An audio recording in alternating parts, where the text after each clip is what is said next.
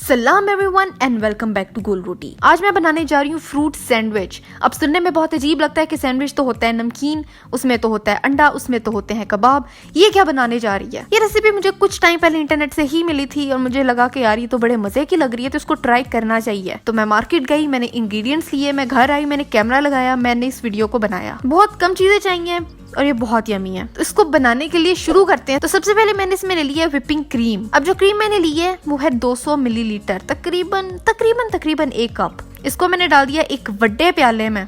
उसके बाद इसको करना है अच्छे से व्हिप।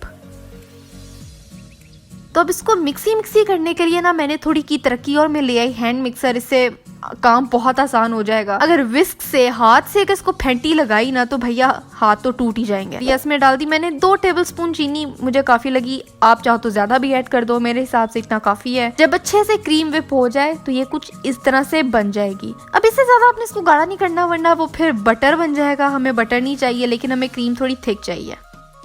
उसके बाद मैंने इसमें ले लिए ब्रेड स्लाइसेस। आप चाहो तो रेगुलर ब्रेड स्लाइसेस भी यूज कर सकते हो। मैंने जरा ये वाला ब्रेड लिया जो कि काफी थिक है। अब हमें चाहिए फ्रूट। अब फ्रूट चाहे आप ताजा ले लो। अब ओरिजिनल रेसिपीज में स्ट्रॉबेरीज डलती हैं, तरबूज डलता है। इन फ्रूट्स का सीजन है नहीं तो मैंने टिन यूज कर लिया जो कि इक्वली डिलीशियस है। इसमें आपको काफी वैरायटी मिल जाती है फ्रूट्स की। तो मैंने क्या किया, इसका मैंने सिरप उठाया और इन ब्रेड्स को मैंने उसमें बस एक हल्की सी लेयर दे दी ताकि ये जो ब्रेड ड्राई है ना वो थोड़ी सी सॉगी हो जाए, थोड़ी सॉफ्ट हो जाए, वरना इतना खुश्क ब्रेड ना गले में फंसेगा। ऐमी खुदा ना खास्ता सांस रुक गई तो तुम लोग मेरे पीछे पड़ जाओगे कि सना ने मरवा दिया। सारे ब्रेड स्लाइसेस की एक साइड को सिरप से कवर करने के बाद इसमें मैंने डाल दिया अपनी व्हिप क्रीम को। अब व्हिप क्रीम इसमें काफी ज्यादा चाहिए होगी। अच्छे से भर के लगानी है एक साइड पे, कंजूसी बिल्कुल नहीं करनी। कीप इट इन माइंड कि आपके ब्रेड स्लाइसेस बहुत थिक हैं, तो क्रीम और ब्रेड की रेशियो अच्छी होनी चाहिए। जब अच्छे से कोट कर लिया सारे ब्रेड स्लाइसेस को, फिर हमने निकाला फ्रूट। इसको अच्छे से इसका सिरप निकाल देना है, हमें लिक्विड नहीं चाहिए।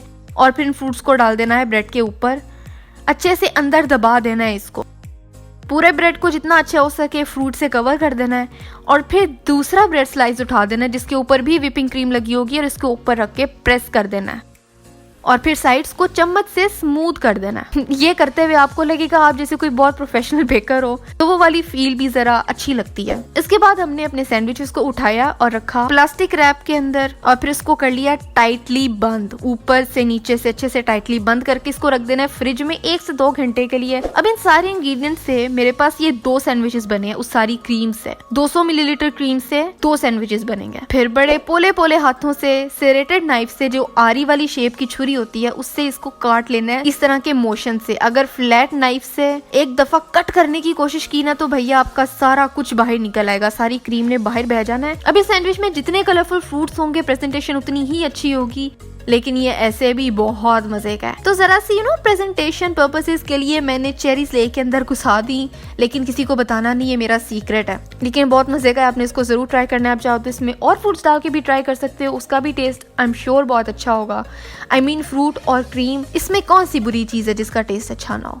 तो आपने इसको जरूर ट्राई करना है इस फ्रूट सैंडविच को, और मुझे उसकी तस्वीर इंस्टाग्राम पे दिखानी ताकि मैं उसको अपनी स्टोरी पे लगा सकूं। और आज के लिए बस इतनी था। मेरी लास्ट रेसिपी ये रही, यहाँ देखो, सब्सक्राइब यहाँ करो। मेरा पहला चैनल है सनाज बकेट, उसको भी सब्सक्राइब करो। अगली रेसिपी कौन सी होनी चाहिए मुझे ये भी बताओ, और मैं मिलती हूँ आपसे अगली वीडियो में एक नई रेसिपी के साथ।